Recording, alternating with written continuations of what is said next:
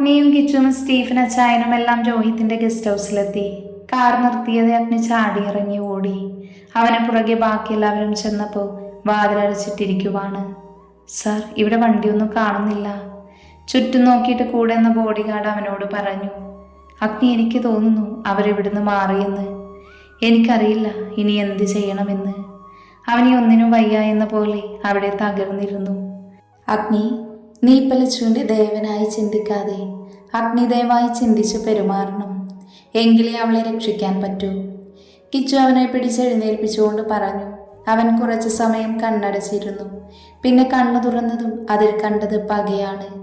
എല്ലാത്തിനെയും ചുട്ട് ചാമ്പലാക്കാനുള്ള അഗ്നി അവൻ്റെ കണ്ണിലുണ്ടായിരുന്നു. അത് കണ്ടതും കിച്ചൻ ആശ്വാസമായി. ഇനിയെല്ലാം ശരിയായിക്കോളും. അവൻ GPS വെച്ച് മാല മാറ്റിയിട്ടുണ്ട്. അതുകൊണ്ട് ലൊക്കേഷൻ കാണിക്കുന്നത് ഇവിടെ തന്നെയാ. പ്രൊജക്റ്റ് അവന് കിട്ടാനായി അവൻ അവളെ ഉപദ്രവിക്കില്ല, അതെനിക്ക് ഉറപ്പാണ്. ഇനി എന്താ പ്ലാന്? അവൻ്റെ അപ്പനെ കിട്ടണം. എങ്കിലേ നമുക്ക് എന്തെങ്കിലും ചെയ്യാൻ പറ്റൂ. നമുക്ക് നോക്കാം എന്നല്ല, എനിക്കിന്ന് രാത്രി അയാളെ കിട്ടിയിരിക്കണം. Yes sir. അവിടുന്ന് രോഹിത്തിൻ്റെ അച്ഛനെ കയ്യിൽ കിട്ടാൻ വേണ്ടിയുള്ള ഓട്ടമായിരുന്നു അവർ. ഇതിനിടയിൽ അച്ഛന്മാർ വിളിച്ച് കാര്യങ്ങൾ അന്വേഷിച്ചുകൊണ്ടിരുന്നു. അവർക്കറിയാവുന്ന സ്ഥലത്തെല്ലാം അയാളെ തപ്പിയിട്ടും അവർക്ക് കിട്ടിയില്ല. കല്ലു രാത്രിയായപ്പോൾ വീട്ടിലെത്തി. കോളേജിൽ വിളിക്കാൻ അച്ഛൻ ചെന്നിരുന്നു.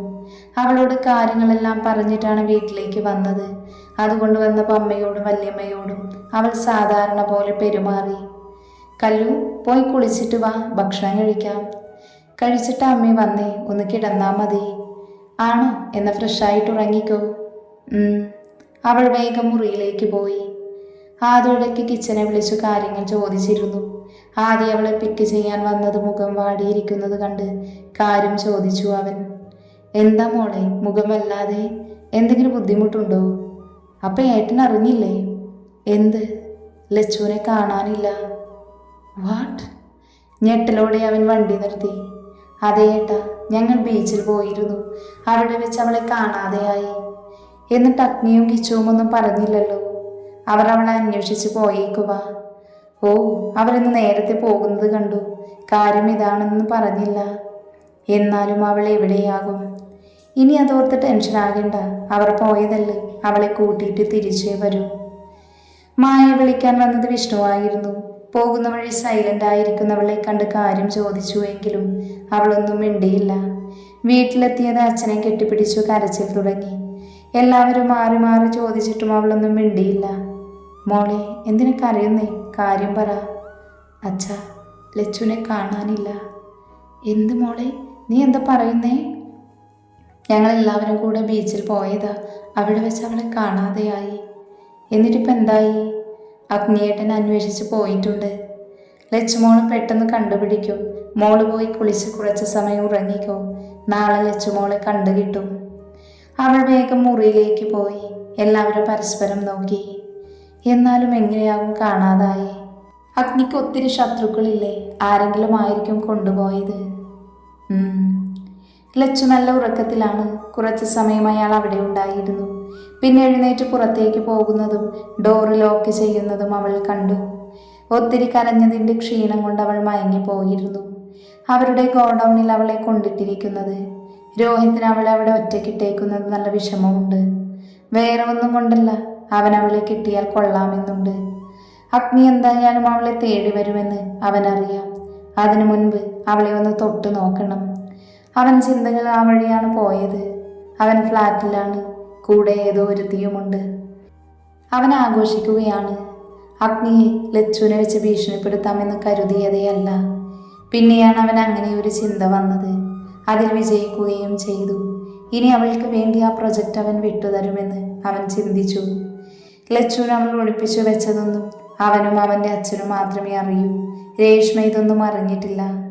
ആ രാത്രി ഇരുട്ടി വെളുപ്പിച്ചിട്ടും അഗ്നിക്ക് അവളെ കണ്ടെത്താനായില്ല. അതിൻ്റെ ദേഷ്യവും സങ്കടവുമെല്ലാം അവൻ്റെ ഉള്ളിൽ നിറഞ്ഞു നിന്നു. എങ്ങനെയെങ്കിലും ലച്ചുവിനെ കണ്ടു കിട്ടിയാൽ മതിയെന്നായിരുന്നു അവൻ്റെ ചിന്ത. ലച്ചു കണ്ണുകൾ ചിമ്മി തുറന്നു. പെട്ടെന്ന് എവിടെയായെന്ന് ഓർമ്മ വന്നതും പേടിയോടെ ചുറ്റും നോക്കി. ആരുമില്ല എന്നറിഞ്ഞതും ആശ്വാസത്തോടൊപ്പം പേടിയും അവളിൽ നിറഞ്ഞു. മനസ്സിൽ അഗ്നിയെ ആലോചിച്ച് അവൾ കണ്ണു നിറച്ചു. എവിടെയാ ദേവേട്ട? എനിക്ക് പേടിയാവുന്നു. എന്നെ വേഗം കൊണ്ടുപോയി ഇവിടുന്ന്. മനസ്സിൽ പറഞ്ഞ് കരഞ്ഞുകൊണ്ട് അവൾ അവിടെ കിടന്നു. ഇരുട്ട് നിറഞ്ഞ മുറിയിൽ ചെറിയ വെളിച്ചം മാത്രമേ ഉണ്ടായിരുന്നുള്ളൂ. പേടിയോടെ അവൾ കണ്ണടച്ചു. പെട്ടെന്ന് വാതിൽ തുറക്കുന്ന ശബ്ദം കേട്ട് അവൾ അങ്ങോട്ട് നോക്കി. കയ്യിൽ ഒരു കവറുമായി അകത്തേക്ക് വരുന്നവനെ കണ്ട് അവളുടെ ഉള്ളിൽ പേടി തോന്നി. എഴുന്നേറ്റ് മുഖം കുനിച്ചു നിന്നു അവൾ. ഭക്ഷണം കഴിച്ചിട്ട് പോകാൻ റെഡിയായിക്കോളൂ. അവൻ്റെ ആജ്ഞ കേട്ടതും അവൾ പേടിയോടെ അവൻ്റെ മുഖത്തേക്ക് നോക്കി. സമയമില്ല, വേഗം വേണം. ആ കവർ അവളുടെ അടുത്ത് കൊണ്ടുവച്ചിട്ട് അവൻ പുറത്തേക്ക് പോയി. അവൾ പേടിയോടെ അവനെ നോക്കി നിന്നു. എന്തോ ആലോചിച്ച് അവൾ വേഗം വാഷ്റൂമിൽ പോയി ഫ്രഷായി വന്നു. പിന്നെ ഭക്ഷണം എടുത്ത് കഴിച്ചു. ഒരു ഡ്രസ്സ് അതിലുണ്ടായിരുന്നുവെങ്കിലും അവൾക്കെന്തോ അതിടാൻ തോന്നിയില്ല. കുറച്ചു കഴിഞ്ഞ് അയാൾ അകത്തേക്ക് കയറി വന്നു. ഇട്ടിരുന്ന അതേ വേഷത്തോടെ ഇരിക്കുന്നവളെ കണ്ട അയാളുടെ കണ്ണുകൾ കുറുകി. ഡ്രസ്സ് ചേഞ്ച് ചെയ്തില്ലേ? അവളൊന്നും മിണ്ടാതെ മുഖം താഴ്ത്തി. ഒരിക്കൽ കൂടെ ഞാൻ പറയുക, ഡ്രസ്സ് ചേഞ്ച് ചെയ്ത് വേഗം വന്ന നിങ്ങൾക്ക് തന്നെ നല്ലത്. മറിച്ചാണെങ്കിൽ വരുന്നത് രോഹിത് സാർ ആയിരിക്കും. അയാൾ പറഞ്ഞത് കേട്ട് അവളുടെ ഉള്ളിലൂടെ ഒരു വാൾ കടന്നുപോയി. പേടിയോടെ ആ ഡ്രസ്സ് എടുത്ത് വാഷ്റൂമിലേക്ക് പോയി. പെട്ടെന്ന് തന്നെ അവൾ ചേഞ്ച് ചെയ്ത് പുറത്തേക്ക് വന്നു. അവളെ കണ്ടതും അയാൾ പുറത്തേക്ക് നടന്നു. പേടിയോടെ പുറകെ ചെന്ന് പുറത്തു നിർത്തിയ കാറിൻ്റെ ഡോറ് തുറന്നു തന്ന് അതിലേക്ക് അവൾ കയറിയതും അയാൾ ഡ്രൈവിംഗ് സീറ്റിൽ കയറി കാറ് സ്റ്റാർട്ട് ചെയ്തു. കുറച്ച് സമയത്തിനു ശേഷം ഒരു ഫ്ലാറ്റിലെത്തി. കാർ നിർത്തി അയാൾ ഇറങ്ങി. അവൾക്ക് ഡോറ് തുറന്നു കൊടുത്തു. ഒച്ച വെക്കാതെ കൂടെ വരണം. അത്രയും പറഞ്ഞിട്ട് അയാൾ നടന്ന് പുറകെ അവളും. അവരെ നോക്കിക്കൊണ്ട് കുറച്ചു പേർ അവിടെ നിൽക്കുന്നുണ്ടായിരുന്നു. രാത്രി മാത്രമേ ഇത്ര നാൾ ഉണ്ടായിരുന്നത്, ഇപ്പൊ പകലും തുടങ്ങി. അതെ അതെ, നമുക്ക് എന്തെങ്കിലും ചോദിക്കാൻ പറ്റുമോ? ഇത് അവരുടെ ഫ്ലാറ്റായി പോയില്ലേ? അവിടെ മാറി നിന്ന് രണ്ട് പെണ്ണുങ്ങൾ പറയുന്നത് കേട്ട് അവളുടെ കണ്ണുകൾ നിറഞ്ഞു. അയാൾ നടന്നൊരു ഫ്ലാറ്റിലെത്തി. ഡോറ് തുറന്ന് അകത്തേക്ക് കയറി. ലച്ചു അകത്തേക്ക് കയറി ചുറ്റുമൊന്ന് നോക്കി. അവിടെയുള്ളൊരു ഡോറ് തുറന്ന് അവളെ അകത്തേക്ക് കയറ്റി. അകത്തേക്ക് കയറിയതും അവളെ നോക്കിയിട്ട് ഡോറ് ക്ലോസ് ചെയ്തു അയാൾ.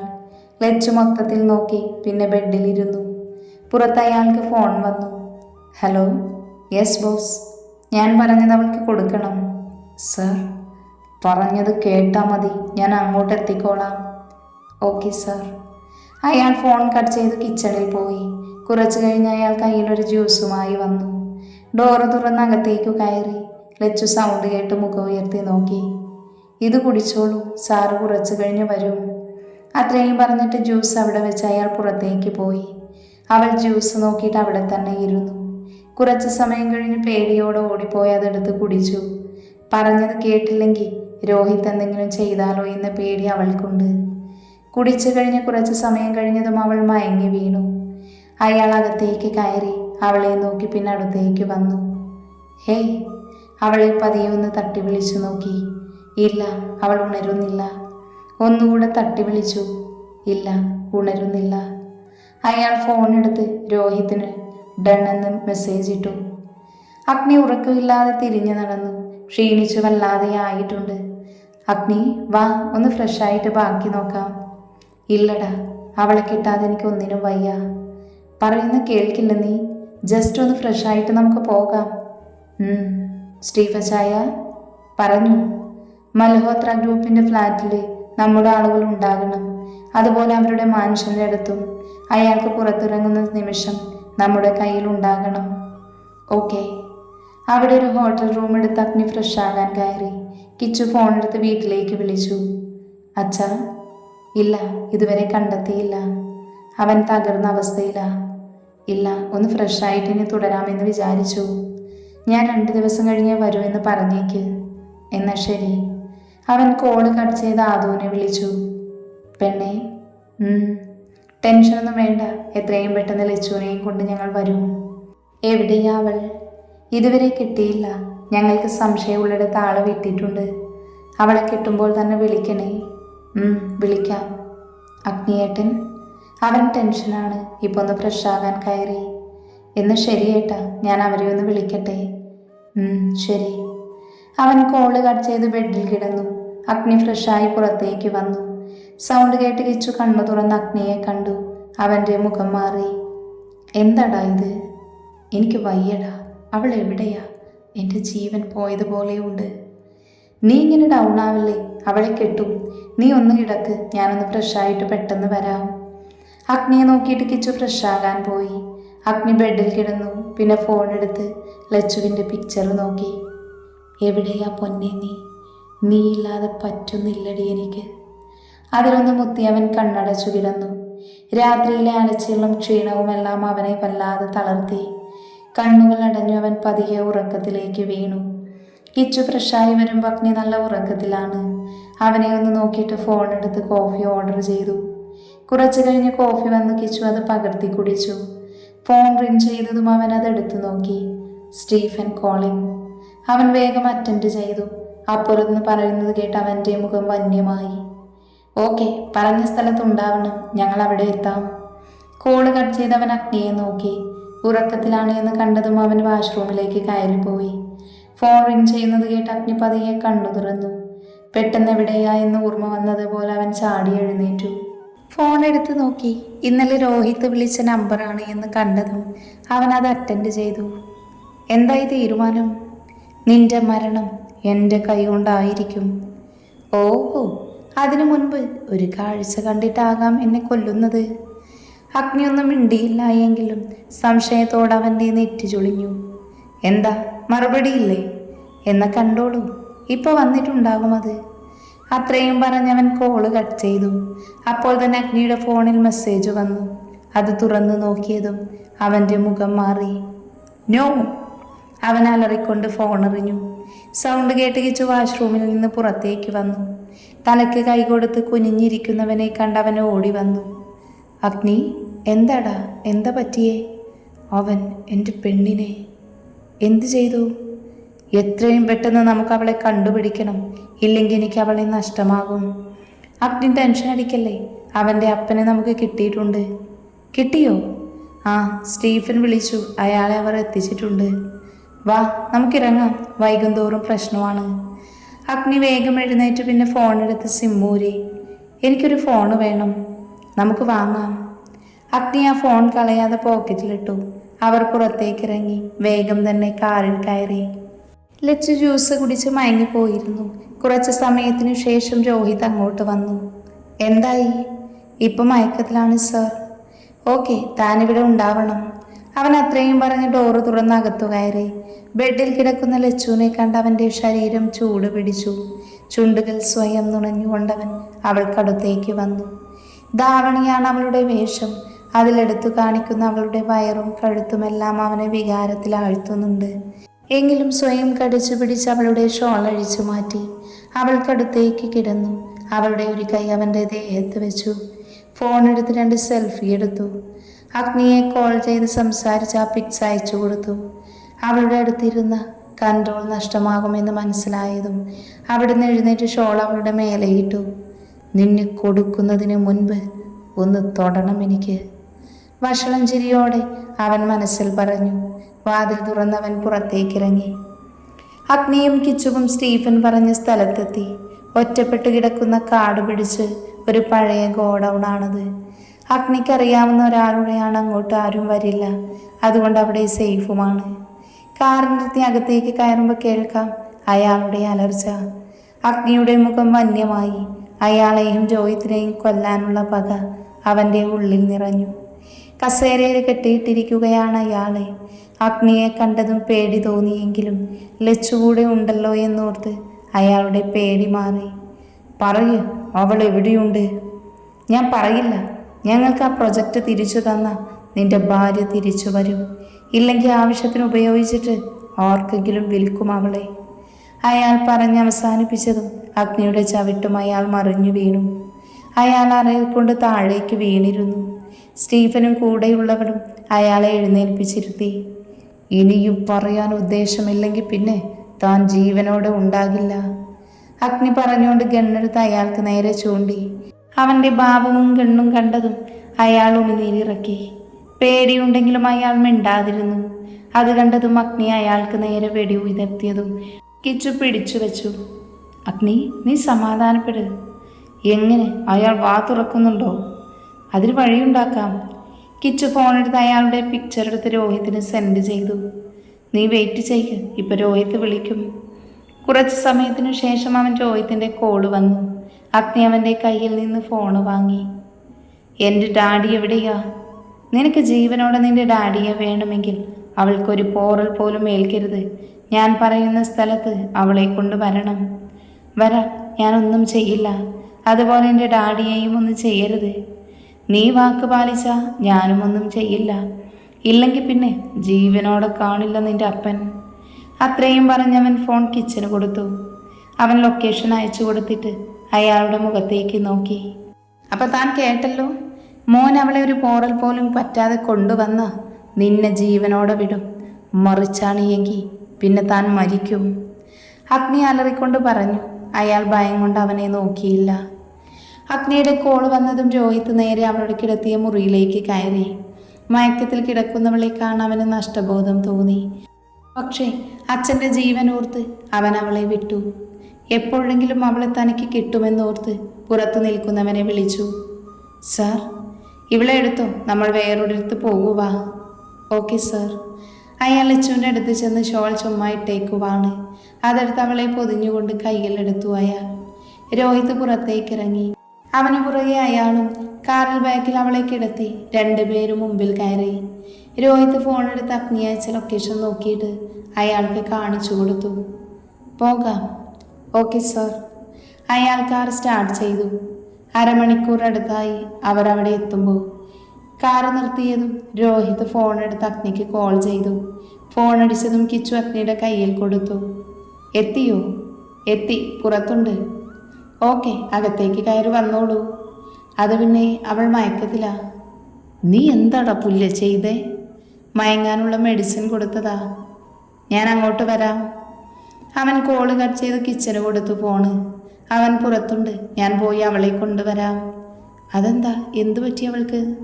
അവളെ ബോധം കെടുത്തിയാണ് കൊണ്ടുവന്നേ. നീ ചെല്ല്.